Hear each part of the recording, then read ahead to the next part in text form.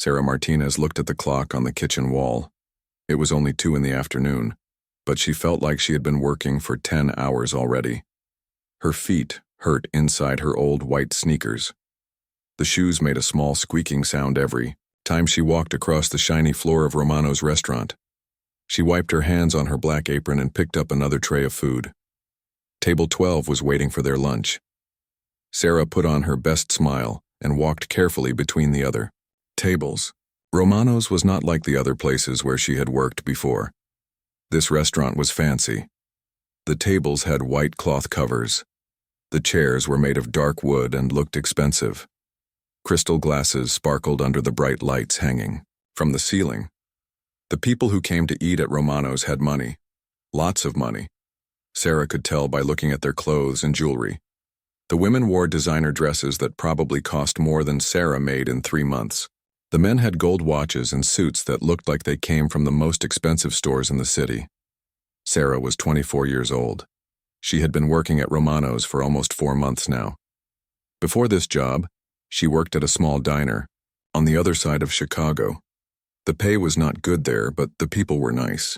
At Romano's, the pay was better, but many of the customers treated her like she was invisible. Every morning, Sarah woke up at 5:30. She lived in a small apartment with her mother, Maria.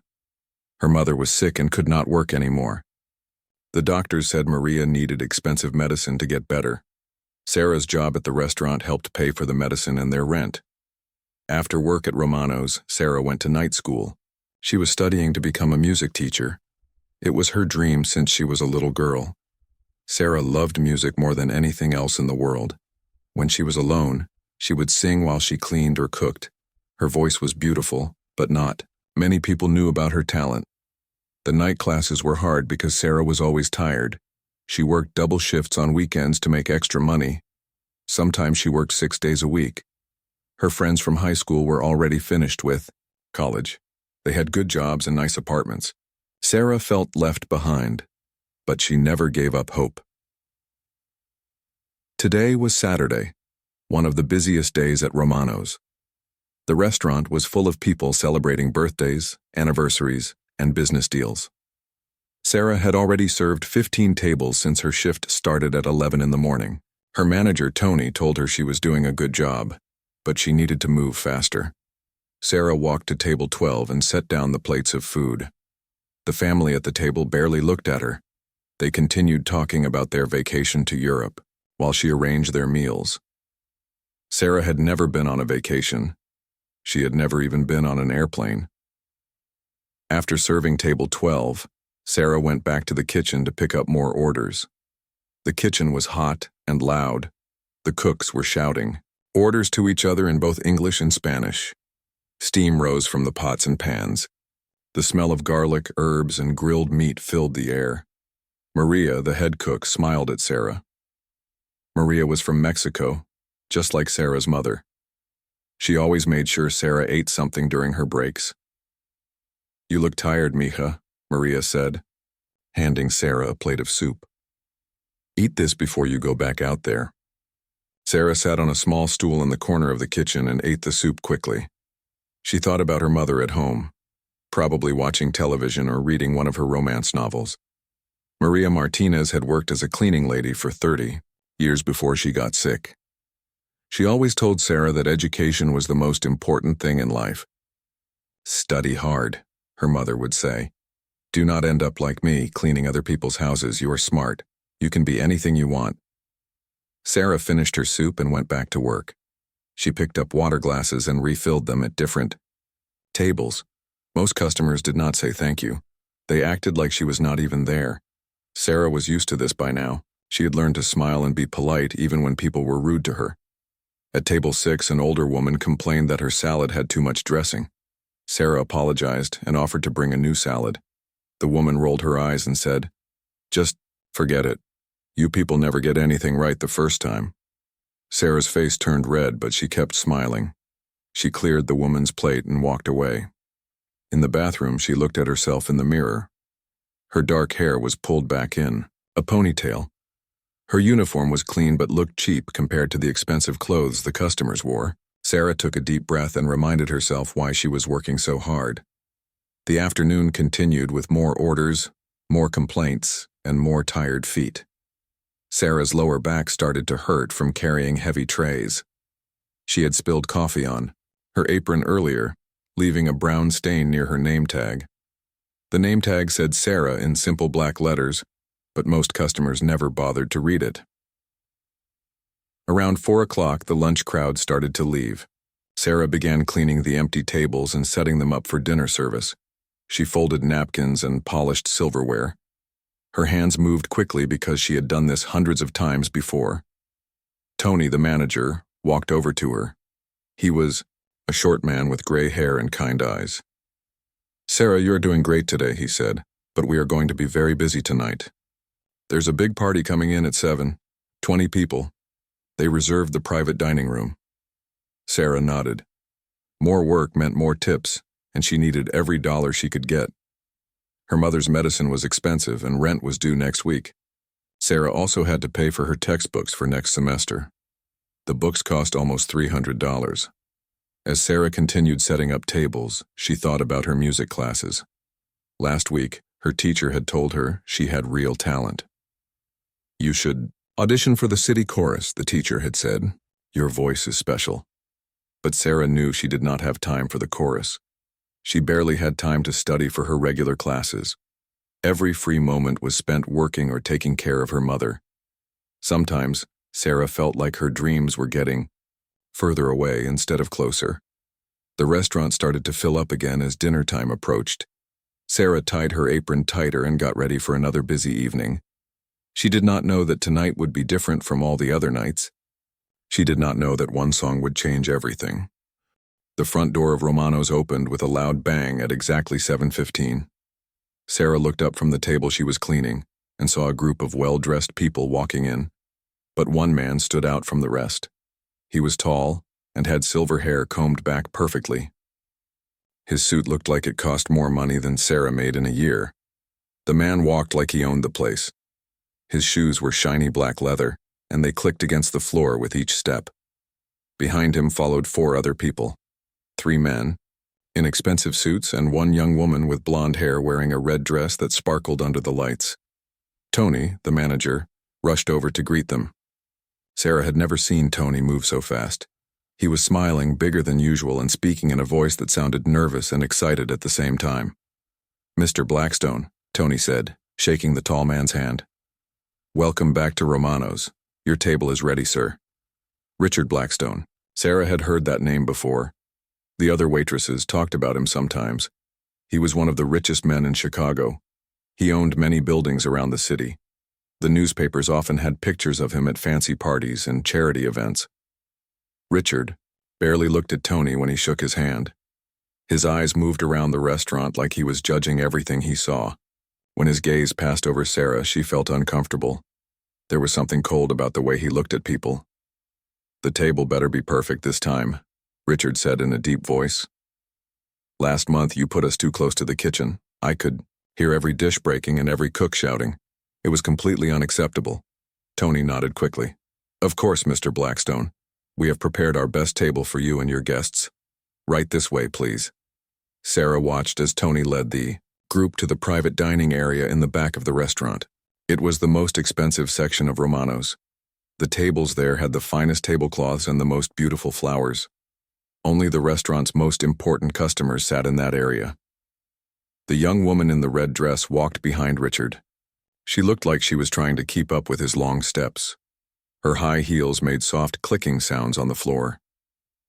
Sarah noticed that the woman looked much younger than Richard. She was probably in her 20s while he appeared to be in his 50s. The 3 other men with Richard were talking quietly among themselves. Sarah heard words like contract and $1 million and deal. They were probably business partners or clients. Rich people always seemed to be talking about money and business deals. After Tony seated the group, he came back to find Sarah. His face was red and he looked worried. "Sarah," he said quietly, "I need you to take care of Mr. Blackstone's table tonight." Sarah's heart sank. She had hoped someone else would serve them. The other waitresses had told her stories about Richard Blackstone. He was known for being very demanding and rude to the staff. He complained about everything and never seemed happy with the service. But Tony, Sarah said, maybe Linda should take that table. She has more experience with the VIP customers. Tony shook his head. Linda called in sick today. Maria is busy with the other private party. You are our best waitress tonight, Sarah. I know you can handle it. Sarah took a deep breath. She needed this job, and she needed the tips. VIP tables usually left big tips if the service was good. Maybe this would be different. Maybe Richard Blackstone would be nicer than the stories made him sound. She picked up menus and water glasses and walked toward the private dining area. As she got closer, she could hear Richard's voice. He was speaking loudly and did not seem to care who heard him. The problem with this city, Richard was saying, is that they let just anyone work anywhere. Standards have completely disappeared. You cannot find good service anymore because they hire people who do not belong in nice establishments. Sarah paused outside the dining area. She did not want to interrupt, but she also did not want to listen to more of what Richard was saying. She knocked gently on the door frame and stepped inside. Good evening, Sarah said with her best smile. My name is Sarah, and I will be taking care of you tonight. Can I start by offering you something to drink? Richard looked at her from head to toe. His expression was not friendly. You? He said. You are going to be our waitress tonight? Sarah felt her cheeks get warm. Yes, sir. I will do my best to make sure you have a wonderful dinner. Richard turned to Tony, who had followed Sarah into the room. This is your best waitress? Richard asked. She looks like she just graduated from high school. Are you sure she can handle our order without messing something up? Tony's face got redder. Mr. Blackstone, I assure you that Sarah is very experienced. She has been with us for several months and always provides excellent service. The young woman in the red dress looked embarrassed. She stared down at her hands and did not make eye contact with anyone. The three business partners seemed uncomfortable, too. They shifted in their chairs and looked at each other with worried expressions. Richard sat back in his chair and crossed his arms. Fine, he said. But I want you to know that I expect perfect service. I do not have patience for mistakes or delays. Do you understand me, girl? Sarah noticed that he called her girl instead of using her name, even though she had just introduced herself. Her name tag was clearly visible on her apron, but Richard did not seem to care. I understand, sir, Sarah said, keeping her voice steady. What would you like to drink? Richard ordered the most expensive wine on the menu. The other men ordered different types of alcohol. The young woman asked for water with lemon. Sarah wrote down everything carefully and repeated the order back to make sure it was correct. As she turned to leave, Richard called out, And girl, make sure those glasses are spotless. Last time I was here, my wine glass had water spots on it. I do not drink from dirty glasses. Sarah nodded and left the dining area. In the hallway, she took a moment to calm down. Her hands were shaking slightly. She had dealt with difficult customers before, but something about Richard Blackstone made her nervous. She went to the bar to place the drink order. Miguel, the bartender, was a friend of hers. He had worked at Romano's for 5 years and had seen many difficult customers. Blackstone table? Miguel asked when he saw Sarah's expression.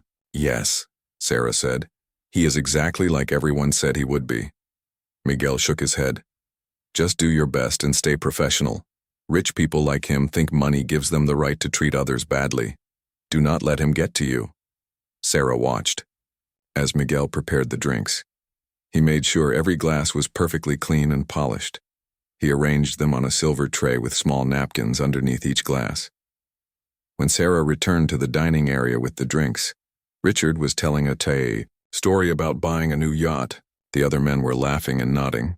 The young woman was still looking uncomfortable. Sarah served the drinks carefully, starting with Richard and moving clockwise around the table. She made sure not to spill even one drop. Finally, Richard said after tasting his wine, Someone who knows how to pour a proper glass. Now let's see if you can handle taking our food order without writing down the wrong items. Sarah pulled out her notepad and pen. She had a feeling this was going to be a very long evening. Sarah stood ready with her notepad as Richard Blackstone looked at the menu. He took his time, making comments about each dish while the others waited patiently. The young woman in the red dress, who Richard had introduced as Veronica, seemed to grow more uncomfortable as the minutes passed. "I want the lobster," Richard announced finally. "But I want it prepared exactly the way I like it. Tell the chef to use less butter and more herbs. And make sure the lobster is fresh, not frozen." "I can always tell the difference." Sarah wrote down his special instructions carefully. "Yes, sir. Would you like any sides with that?" Richard rolled his eyes. "Of course I want sides. What kind of question is that? I want the asparagus, but not overcooked like last time.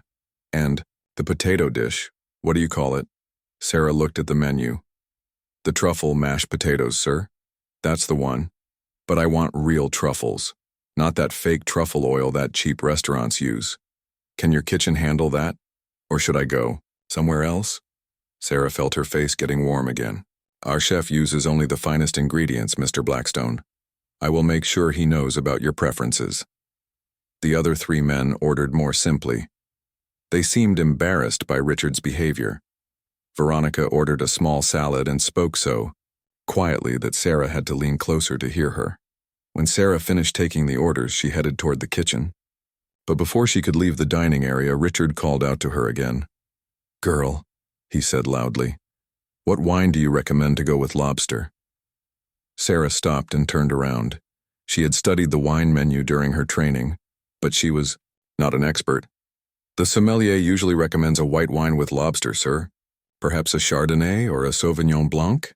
Richard laughed, but it was not a kind laugh. "A Chardonnay? That shows how much you know about wine.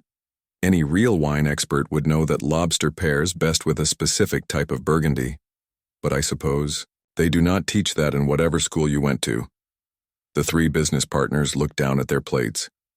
Veronica shifted in her chair and played with her jewelry. The whole room felt tense and uncomfortable. "I apologize, sir," Sarah said. "Would you like me to ask our sommelier to recommend something specific?" "Never mind," Richard said with a wave of his hand. "I will choose my own wine. Clearly your staff does not have the knowledge to advise customers properly." Sarah went to the kitchen and gave the order to the head chef, Roberto. Roberto had worked at Romano's for 10 years and was one of the best chefs in the city. When Sarah explained Richard's special requests, Roberto shook his head. "This man always has complaints," Roberto said. "No matter how perfect we make the food, he finds something wrong. But we will do our best." While the kitchen prepared the food, Sarah served other tables in the main dining room. She tried to focus on her other customers, but she could not stop thinking about Richard's table. Every few minutes she checked to see if they needed anything. After about 30 minutes, the food was ready. Sarah carefully carried the plates to the private dining room. She served Richard first, explaining each component of his dish just as Roberto had instructed her. Richard cut into his lobster and took a bite. Sarah waited nervously for his reaction. For a moment, he chewed silently. Then his expression changed. "This is completely wrong," he said loudly. "I asked for less butter and this lobster is swimming in it. And these herbs, what kind of herbs are these? They taste like they came from someone's backyard garden." Sarah's heart sank. "I'm sorry, sir. I can ask the chef to prepare another lobster for you." "Another lobster?" Richard's voice was getting louder. "Do you think I have all night to wait for your kitchen to figure out how to cook properly? I have important business to discuss with these gentlemen." The other diners in the restaurant were starting to notice the commotion. Sarah could see people at nearby tables turning their heads to look toward the private dining area. "Sir?" Sarah said quietly. "Let me speak with the manager. I'm sure we can fix this problem." "Fix the problem?" Richard stood up from his chair. He was much taller than Sarah, and she had to look up at him. "The problem is that this restaurant hires people who have no business working in a place like this." Veronica reached out and touched Richard's arm. "Richard, please," she said softly. "It's not that bad. Maybe we could just—" "Don't tell me it's not that bad." Richard snapped at her. "I'm paying good money for a meal, and I expect it to be perfect. Is that too much to ask?" Sarah felt tears starting to form in her eyes, but she tried to stay professional. Mr. Blackstone, I sincerely apologize. Let me get Tony and we will make this right. Oh, now you want to get the manager? Richard said. Where was the manager when you took my order wrong? Where was he when your chef ruined my dinner? Other customers in the main dining room had stopped their conversations. The restaurant, which had been filled with the pleasant sounds of people enjoying their meals, was now quiet except for Richard's angry voice. Richard walked around the table until he was standing very close to Sarah. Let me ask you something, girl. What exactly are your qualifications for working here? Did you graduate from high school? Do you have any training in hospitality? Sarah's hands were shaking now. I am taking classes at the community college. Sir, I'm studying to become a teacher. Richard laughed again, and this time it was even crueler than before. A teacher? You want to teach children when you cannot even take a simple dinner order correctly? What are you going to teach them? How to mess up people's food? The three business partners looked extremely uncomfortable. One of them cleared his throat and said, Richard, maybe we should... No, Richard interrupted. I think it's important that young people understand the consequences of their actions. This girl needs to learn that in the real world, incompetence has consequences. Sarah could feel the eyes of everyone in the restaurant looking at her. Her face was burning with embarrassment. She wanted to run away, but she knew she needed this job. She needed the money for her mother's medicine and for school. I'm very sorry, Mr. Blackstone, she said, her voice barely above a whisper. Please tell me how I can make this better. Richard smiled, but it was not a kind smile. You want to make it better? First, admit that you are not qualified to work in a restaurant like this. Admit that you made mistakes because you do not have the education or background to serve customers properly. Veronica looked like she wanted to disappear under the table. The business partners were staring at their food, clearly wishing they were anywhere else. Sarah stood there, feeling smaller and smaller with each word Richard spoke. She thought about her mother at home, waiting for her to come back with money for medicine. She thought about her classes and her dreams of becoming a teacher. She thought about all the hours she had worked and all the rude customers she had served with a smile. Well, Richard said, I'm waiting for your apology. The entire restaurant was silent. Everyone was watching to see what would happen next. Sarah took a deep breath, knowing that whatever she said next would determine whether she kept her job or not. Sarah stood frozen as Richard Blackstone waited for her response. The entire restaurant seemed to hold its breath. She could feel dozens of eyes watching her, waiting to see if she would break under the pressure. Before Sarah could speak, Richard reached for his water glass, but instead of drinking from it, he deliberately knocked it over. The glass fell onto the table with a loud crash, sending water and ice cubes flying across the white tablecloth and onto the floor. Look what you made me do, Richard said loudly. Your incompetence is so distracting that now I'm spilling things too. Clean this up immediately. Sarah stared at the mess in shock. She knew Richard had knocked over the glass on purpose. Everyone at the table had seen it. But no one said anything to defend her. Veronica gasped and moved her chair back to avoid the water dripping from the table. The three business partners sat in silence, their faces showing a mixture of embarrassment and discomfort. One of them started to open his mouth as if to say something, but Richard gave him a sharp look that made him close it again. Well, Richard demanded, are you going to stand there all day, or are you going to clean up this mess? I cannot eat dinner with water all over the table. Sarah's hands trembled as she reached into her apron for napkins. She kneeled down on the floor to pick up the pieces of broken glass, being careful not to cut herself. The water had soaked into her uniform, making the fabric stick to her legs. As she cleaned, Richard continued talking. This is exactly what I mean, he said to his dinner companions. This is the kind of service you get when restaurants hire people who clearly do not belong in civilized society. Look at her, she cannot even keep a simple water glass on the table. Sarah felt tears starting to blur her vision, but she kept working. She used napkins to soak up the water from the floor, while Richard kept talking about her as if she was not even there. I bet she did not even finish high school properly, Richard continued. These people think they can just show up anywhere and get a job without having the proper education or background. It's really quite sad when you think about it. Veronica finally spoke up, her voice small and shaky. "Richard, maybe you should lower your voice. People are staring." Richard looked around the restaurant and saw that indeed every customer and staff member was watching the scene unfold. But instead of being embarrassed, he seemed to enjoy the attention. "Let them stare," he said even louder. "Maybe they will learn something. Maybe they will see what happens when standards are allowed to slip." Sarah finished cleaning the floor and stood up. Her knees were wet, and her uniform was stained with water. She felt humiliated and small, but she tried to maintain her dignity. "I'll get you a new water glass right away, sir," she said quietly. "A new water glass?" Richard laughed. "That's your solution? Just bring another glass and pretend nothing happened? What about taking responsibility for your actions?" Sarah's voice was barely a whisper. "I'm sorry, sir. What would you like me to do?" Richard stepped closer to her, invading her personal space. "I want you to admit that you are not qualified for this job.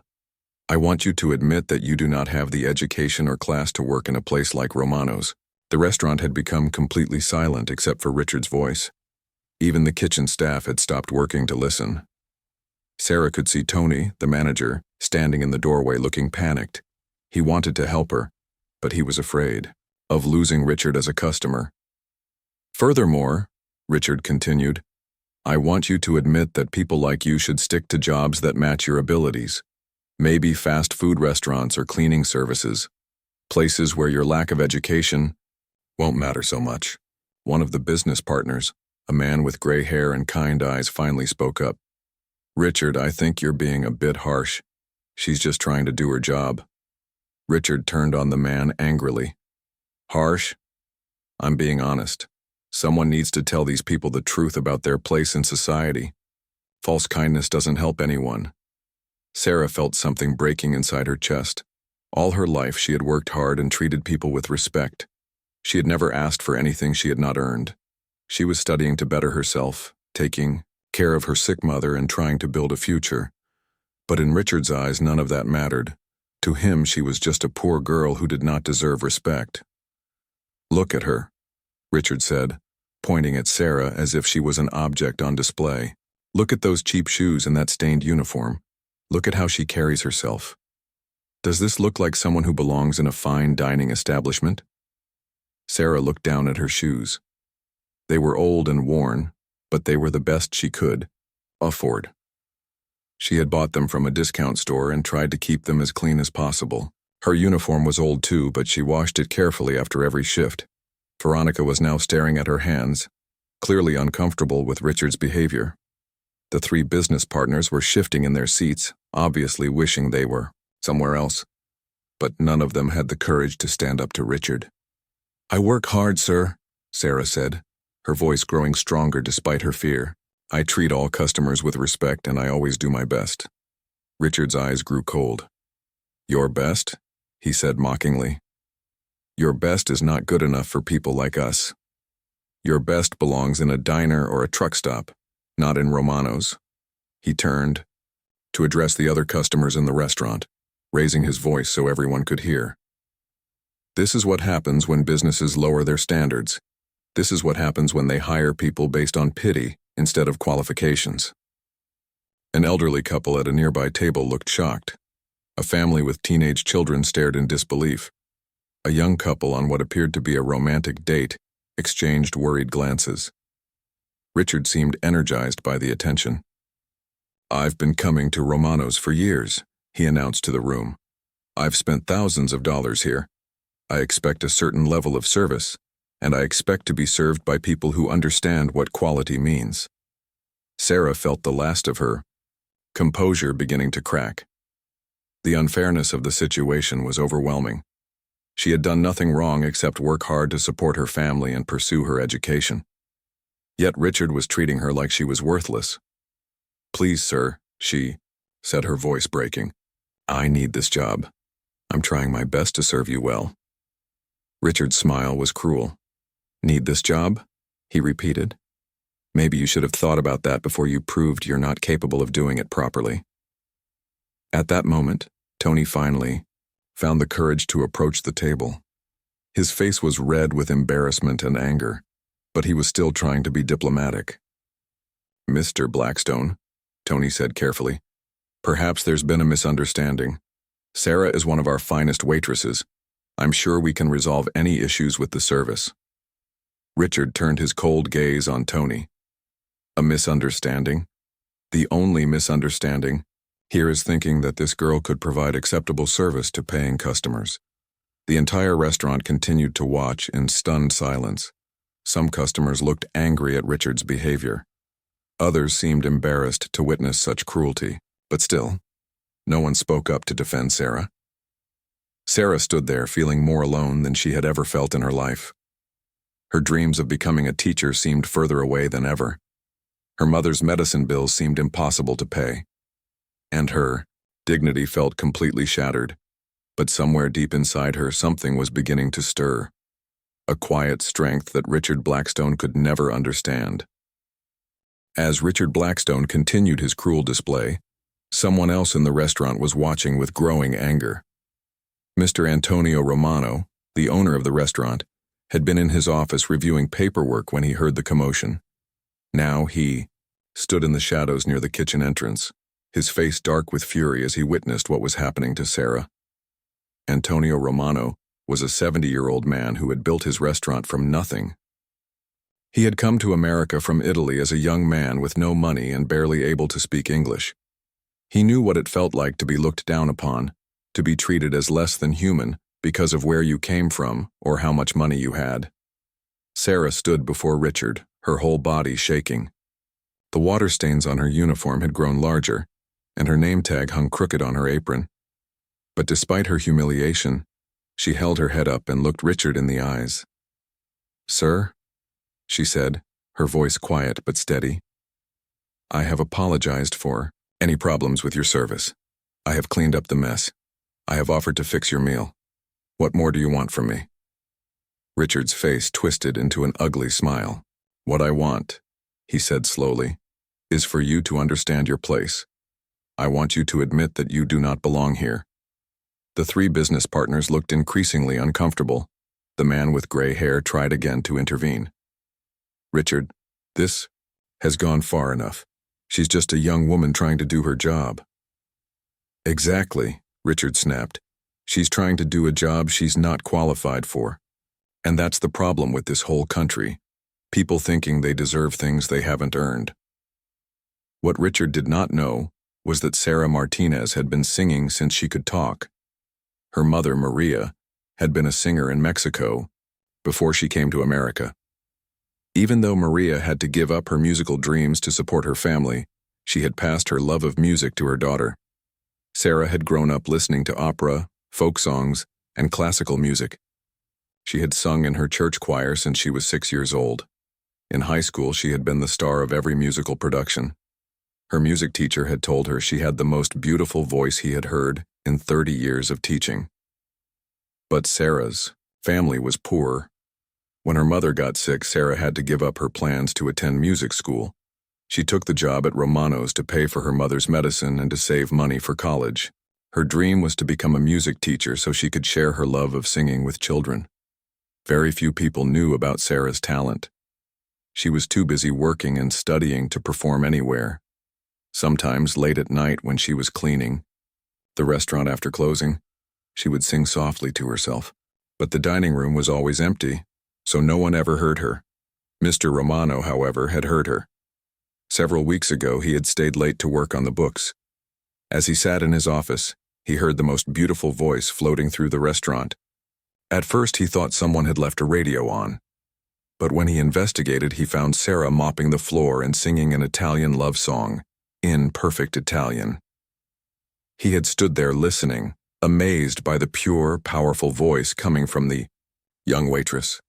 The song was one his own mother had sung to him as a child. Sarah sang it with such emotion and skill that it brought tears to his eyes. After that night, Mr. Romano had paid more attention to Sarah. He noticed how hard she worked, how kindly she treated difficult customers, and how she never complained even when she was obviously tired. He had been thinking about ways to help her, maybe offering her a promotion or helping her with school expenses. Now, as he watched Richard Blackstone humiliate this talented, hard-working young woman, Mr. Romano felt his anger building. He thought about all the rude, entitled customers he had served over the years. He thought about all the times he had bitten his tongue and smiled politely while rich people treated his staff badly. But something about this situation was different.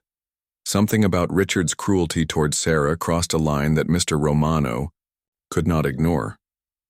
As Richard continued his verbal assault, Mr. Romano made a decision. He walked to a small cabinet near the bar where he kept some special equipment.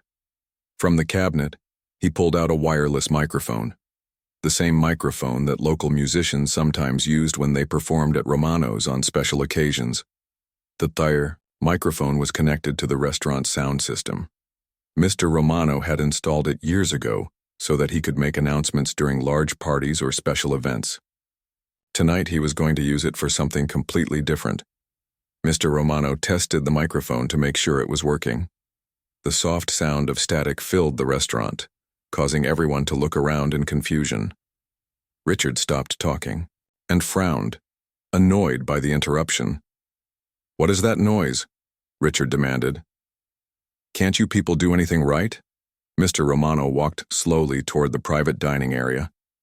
He was a small man with gray hair and gentle eyes, but tonight there was steel in his expression. As he approached Sarah, several customers recognized him and whispered to each other. "That's Mr. Romano," someone said quietly. "The owner." Sarah looked up in surprise as Mr. Romano approached. She had always respected the restaurant owner, but she was afraid he was coming to fire her. After all, she had caused a disturbance that was affecting other customers. "Mr. Romano," Tony said nervously, "I was just handling this situation." Mr. Romano held up his hand for silence. He looked directly at Richard Blackstone, studying the arrogant man who had been tormenting his employee.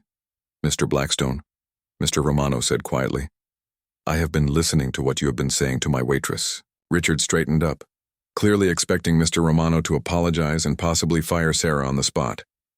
"Finally," Richard said, "someone with authority. I hope you plan to do something about the terrible service I've received tonight." Mr. Romano nodded slowly. "Oh, I definitely plan to do something." He turned to Sarah and held out the microphone. "Sarah," he said gently, "would you please take this?" Sarah stared at the microphone in confusion. "Sir, I don't understand." Mr. Romano's eyes were kind but determined. "I heard you singing a few weeks ago after closing time. You have a gift, child. A beautiful, rare gift." He looked around the restaurant, then back at Sarah. "I think it's time everyone else heard it too." Richard's face showed his confusion and annoyance. "What is this nonsense? I don't want to hear some amateur singer. I want my dinner fixed, and I want it fixed now." But Mr. Romano ignored him completely. He spoke only to Sarah, his voice gentle and encouraging. "That Italian song you were singing, the one about finding strength in difficult times, do you remember it?" Sarah's eyes widened. She had not known anyone had heard her that night. She thought about the song. It was one her mother had taught her, about a woman who finds her voice when the world tries to silence her. "I remember," Sarah whispered. "Sing it now," Mr. Romano said, pressing the microphone into her hands. "Let everyone hear the real you." Sarah looked at the microphone, then at Richard's angry face, then at all the customers watching from their tables. Her heart was pounding so hard she could hear it in her ears. I can't," she said. "I'm just a waitress." Mr. Romano smiled. "No, my dear. You are so much more than that." Sarah held the microphone in her trembling hands. The entire restaurant was silent, waiting to see what would happen next. Richard Blackstone looked angry and confused, clearly not understanding why the restaurant owner was giving a microphone to a waitress. "This is ridiculous," Richard said loudly. "I came here for dinner, not some amateur talent show. I demand that you handle this situation properly." But Mr. Romano paid no attention to Richard's complaints. He looked at Sarah with encouraging eyes and spoke softly. "Remember what your mother taught you about music, child. Music has the power to show people who you really are inside. Sarah thought about her mother, Maria, lying in bed at home, too weak to work, but still humming old songs from Mexico. She thought about all the nights she had sung quietly to herself while cleaning tables, dreaming of a different life. She thought about her music teacher who had told her she had a special gift. Most of all, she thought about Richard's words.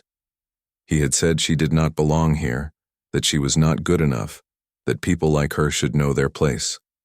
All her life. People had made assumptions about her because she was poor, because she worked as a waitress, because she lived in a small apartment and wore old clothes. Sarah looked around the restaurant at all the faces watching her. Some looked curious, others looked uncomfortable. A few customers seemed annoyed by the interruption to their dinner. But in Mr. Romano's eyes, she saw something different. She saw respect and belief. "What song would you like me to sing?" Sarah asked quietly. Mr. Romano smiled. "The one that speaks from your heart, the one that tells your story." Sarah closed her eyes for a moment and thought. Then she knew exactly what song to sing. It was not the Italian song Mr. Romano had mentioned. Instead, it was a song her mother had taught her when she was a little girl. It was about dignity, about the strength that comes from hard work, and about never letting anyone make you feel small. She lifted the microphone to her lips and began to sing. The first note that came from Sarah's mouth was so pure and clear that it seemed to fill every corner of the restaurant. It was not loud, but it carried a power that made everyone stop what they were doing and listen. Richard's mouth fell open in shock. He had expected some embarrassing amateur performance that would prove his point about Sarah's lack of class. Instead, he heard a voice that was more beautiful than anything he had ever heard on the radio or in concert halls. Sarah sang about a woman who worked hard every day, who faced challenges with courage, and who never lost hope for a better tomorrow. Her voice grew stronger with each verse, filling the restaurant with emotion and beauty. The song was in both English and Spanish, switching between languages as naturally as breathing. When Sarah sang the Spanish verses, her voice took on a warmth and richness that made several customers wipe tears from their eyes. Veronica, Richard's young girlfriend, stared at Sarah in amazement. She had never heard anything so beautiful. The three business partners sat frozen in their chairs, completely captivated by the performance. As Sarah continued singing, something magical happened in the restaurant. The anger and tension that had filled the room began to disappear. Customers who had been uncomfortable watching Richard's cruel behavior now found themselves moved by Sarah's incredible talent. The song told the story of every person who had ever been looked down upon, every person who had ever been told they were not good enough, every person who had ever worked hard for their dreams despite the obstacles in their way. Sarah's voice soared through the dining room, reaching notes that seemed impossible for a human voice to achieve. But more than the technical skill, it was the emotion in her singing that touched everyone's hearts. She sang with the pain of someone who had been hurt, but also with the strength of someone who refused to be broken. At the table where she worked, Miguel the bartender had stopped making drinks and stood listening with tears in his eyes. In the kitchen, Roberto the chef and his staff had come to the doorway to hear better. Even Tony, who had been panicking about the scene Richard was causing, now stood mesmerized by Sarah's performance. The other customers in the restaurant had completely forgotten about their dinners. An elderly woman at table 10 held her husband's hand as they listened. A young couple on their first date looked at each other with wonder. A family with teenagers sat perfectly still, the parents thinking about their own struggles and dreams. Richard Blackstone, meanwhile, looked like he had been slapped. His face was pale, and his mouth hung open in shock. For the first time in his life, he was seeing past his own prejudices and witnessing real talent, real beauty, real dignity. As Sarah reached the final verse of the song, her voice became even more powerful. She sang about hope, about believing in yourself even when others do not believe in you, about the strength that comes from love and hard work. The last note of the song seemed to hang in the air for a long moment after Sarah stopped singing. The restaurant was completely silent except for the soft sound of someone crying. Sarah lowered the microphone and looked around the room. Every single person was staring at her with expressions of amazement and respect. For the first time all evening, she did not feel small or ashamed. Instead, she felt proud of who she was and what she could do. Mr. Romano was the first to start clapping. His applause was slow and deliberate, filled with appreciation and respect. One by one, other customers joined in. The sound of clapping grew louder and louder until the entire restaurant was applauding enthusiastically. People began to stand up from their tables. The elderly couple at table 10 stood and clapped with tears streaming down their faces. The young couple stood and cheered. The family with teenagers stood and applauded while the parents wiped their eyes. Soon, every single person in Romano's was on their feet, giving Sarah a standing ovation. The sound was thunderous, filling the restaurant with appreciation for what they had just witnessed. Everyone was standing and clapping except for one person. Richard Blackstone remained seated, staring at Sarah with an expression of complete shock and confusion. The woman he had spent the evening humiliating, the waitress he had called unqualified and uneducated, had just given one of the most beautiful performances he had ever witnessed. Sarah stood in the center of the restaurant holding the microphone, surrounded by the sound of applause and cheering. For the first time in months, she felt truly happy. She had found her voice in more ways than one. But the evening was not over yet. The real consequences of what had just happened were only beginning to unfold. The standing ovation continued for what felt like forever. Sarah stood in the center of Romano's restaurant, still holding the microphone, as wave after wave of applause washed over her. Customers were not just clapping, they were cheering, whistling, and calling out words of praise. "Beautiful," someone shouted from across the room. "Amazing," called another voice. "Incredible talent," yelled a third customer. Sarah felt tears of joy streaming down her face. After being humiliated and made to feel worthless just minutes before, she now felt lifted up by the appreciation and respect of everyone around her. The contrast was overwhelming. At his table, Richard Blackstone sat frozen in his chair. His face had gone from pale to red to pale again.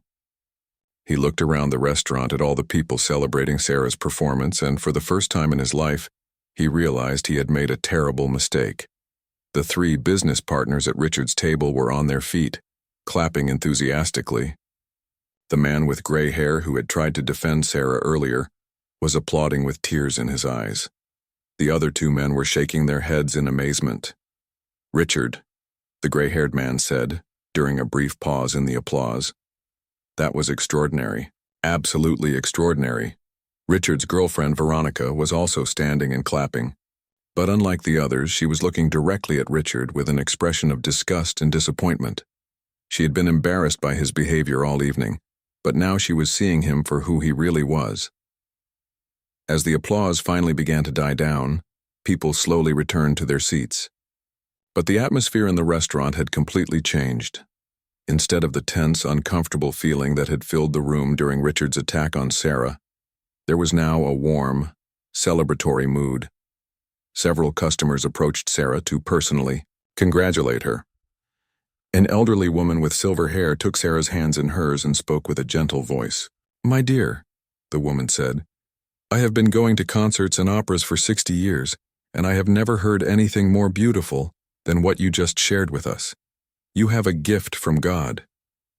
A middle-aged man in a business suit shook Sarah's hand enthusiastically. "Young lady, that was absolutely incredible. Have you ever considered a professional singing career?" Sarah thanked each person who spoke to her, still feeling overwhelmed by the positive response. She had sung in church and in high school musicals, but she had never performed for such a sophisticated audience. The fact that these well-dressed, educated people were praising her talent made her feel proud and confident. But the most important reaction came from an unexpected source.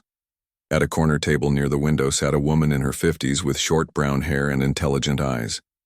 She had been dining alone, quietly reading a book while she ate.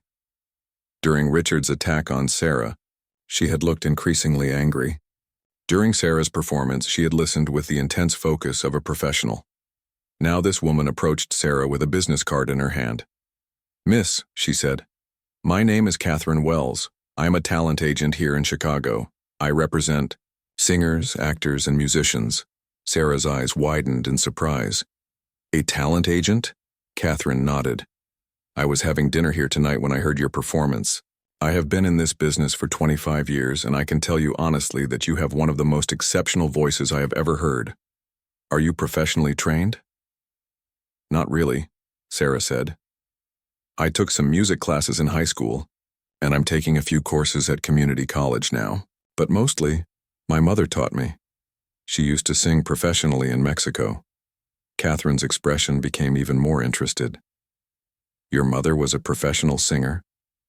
That explains the natural technique I heard in your voice. Listen, I would very much like to talk with you about your future. There are opportunities in this city for someone with your talent. She handed Sarah the business card. Please call me this week. I think I can help you. Sarah took the card with shaking hands.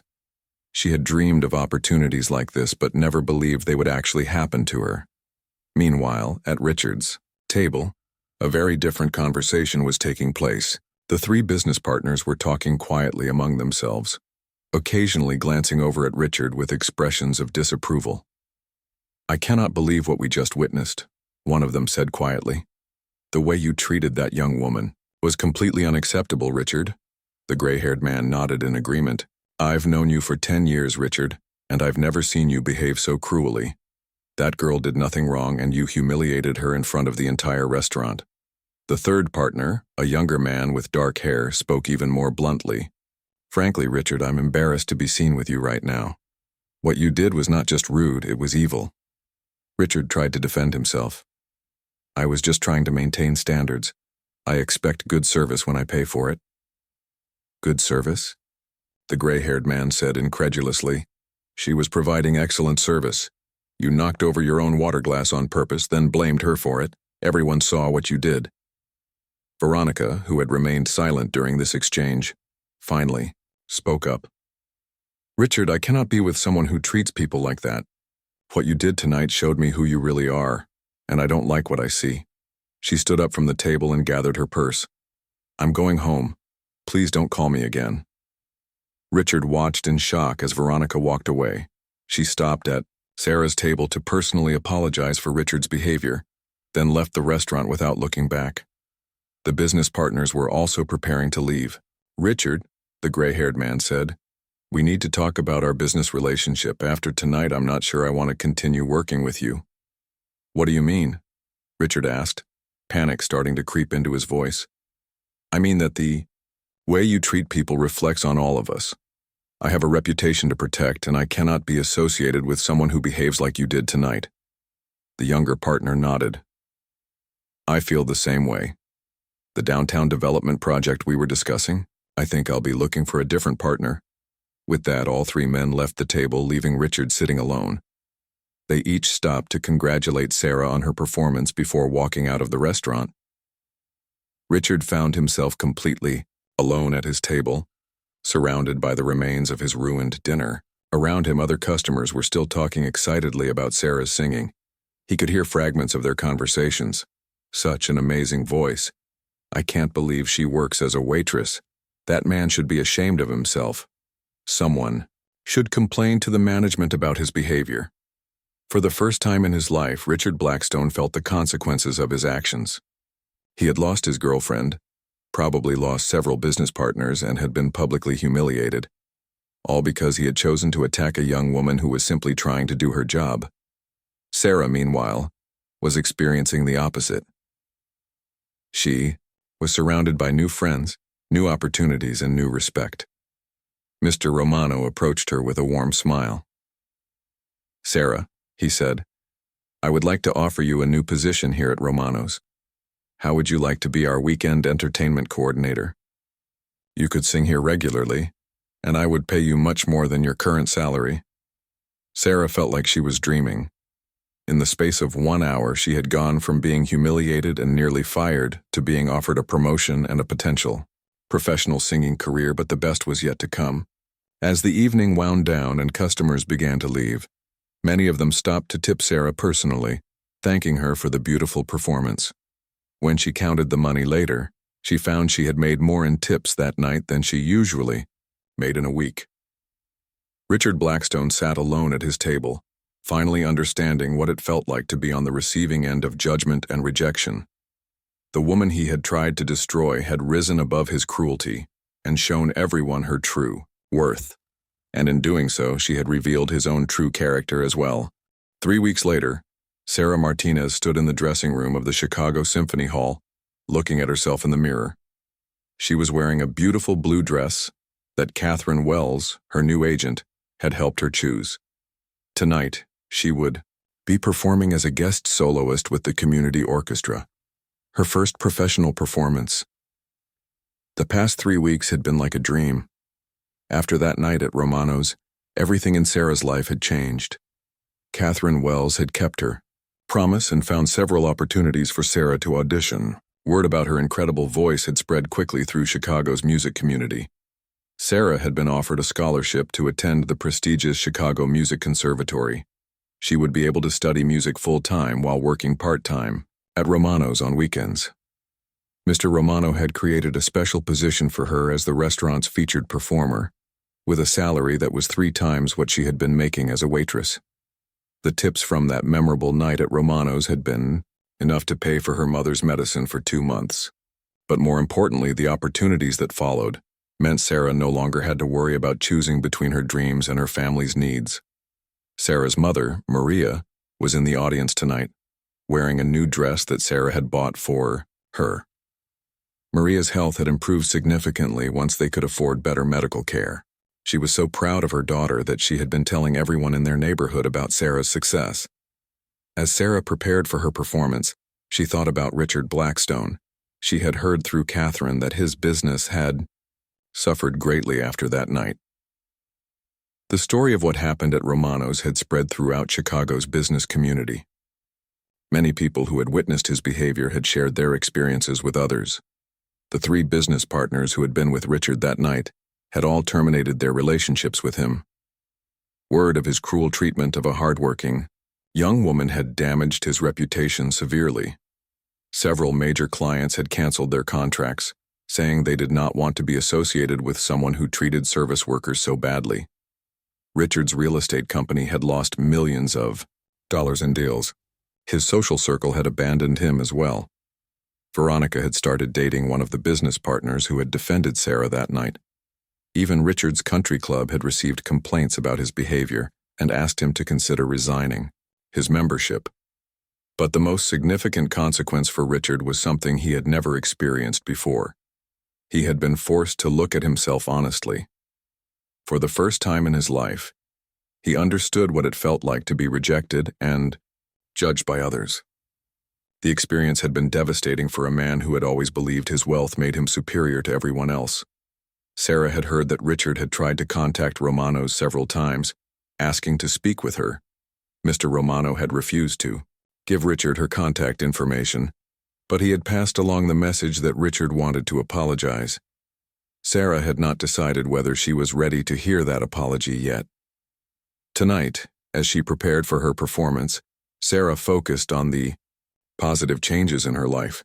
She thought about the music teacher at the conservatory who had told her she had the potential to perform at the world's greatest opera houses. She thought about the recording contract that Catherine was negotiating for her. Most of all, she thought about how proud her mother was and how much better their life had become. A soft knock on the dressing room door interrupted her thoughts. 5 minutes, Miss Martinez, called the stage manager. Sarah took a deep breath and picked up her music. Tonight she would be singing the same song that had changed her life at Romano's, but this time it would be accompanied by a full orchestra. The song about dignity, strength, and never giving up hope seemed perfect for this moment. As she walked toward the stage, Sarah thought about all the other young people who worked in restaurants, stores, and offices while pursuing their dreams. She hoped her story would inspire them to never give up, no matter how many people told them they were not good enough. The audience applauded as Sarah walked onto the stage. The bright lights made it difficult to see individual faces, but she knew her mother was out there, probably crying with pride. Catherine Wells was there too, along with Mr. Romano and many of the staff from the restaurant. Sarah had also invited Tony, Miguel, Roberto, and all the other workers from Romano's. They had supported her during the difficult times, and she wanted them to share in her success. They were sitting in the front row wearing their best clothes and beaming with excitement. As the orchestra began to play the opening notes of her song, Sarah thought about the lesson she had learned that night at Romano's. She had discovered that true dignity could not be taken away by cruel words or unfair treatment. She had learned that talent and hard work could overcome prejudice and discrimination. Most importantly, she had learned that one moment of courage could change everything. The music swelled around her, and Sarah began to sing. Her voice filled the concert hall with the same power and beauty that had silenced Romano's restaurant 3 weeks earlier. But tonight, instead of singing to defend herself against cruelty, she was singing to celebrate hope and possibility.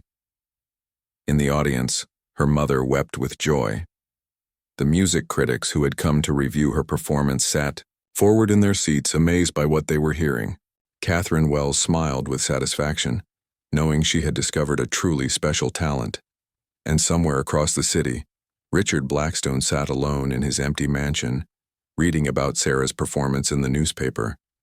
The article called her Chicago's newest musical sensation, and told the story of how she had been discovered while working as a waitress. Richard read every word of the article twice. For the first time since that night at Romano's, he felt something other than anger or self-pity. He felt genuine remorse for what he had done and genuine happiness for Sarah's success. He picked up his phone and dialed the number for Romano's restaurant. When Mr. Romano answered, Richard spoke quietly. "Mr. Romano, this is Richard Blackstone.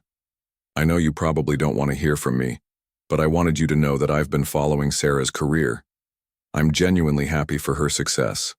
There was a long pause before Mr. Romano responded. "Mr. Blackstone, I appreciate you calling. Sarah is performing at Symphony Hall tonight." "I know," Richard said. "I read about it in the paper. Mr. Romano, I want you to know that I've learned something from what happened that night. I was wrong, completely wrong, and I'm sorry." Another pause. "Have you told Sarah this?" "Not yet," Richard admitted. "I wasn't sure she would want to hear from me. But I've been thinking about setting up a scholarship fund at the Music Conservatory for students like Sarah, talented young people who need financial help to pursue their dreams." Mr. Romano's voice softened slightly. "That would be a good thing, Mr. Blackstone. A very good thing."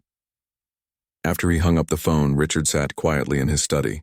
He could not undo the cruel things he had said that night, but perhaps he could use his wealth to help other young people achieve their dreams. It would not make up for his past behavior, but it would be a start. Back at Symphony Hall, Sarah's performance was coming to an end. As she sang the final notes of her song, the audience rose to their feet in thunderous applause. The standing ovation lasted for several minutes, with people calling for an encore. Sarah smiled and bowed gracefully. She thought about the journey that had brought her to this stage, from a tired waitress being humiliated by a cruel customer to a celebrated performer being cheered by hundreds of people. As she walked off the stage, Sarah knew that this was just the beginning. She had found her voice in more ways than one, and she was ready to share her gift with the world. The young woman who had once been told she did not belong in a fancy restaurant was now preparing to perform on the world's greatest stages. Justice had been served not through revenge or anger, but through the triumph of talent, dignity, and hope over cruelty and prejudice. Sarah Martinez had proven that true worth comes not from money or status, but from character, hard work, and the courage to never give up on your dreams.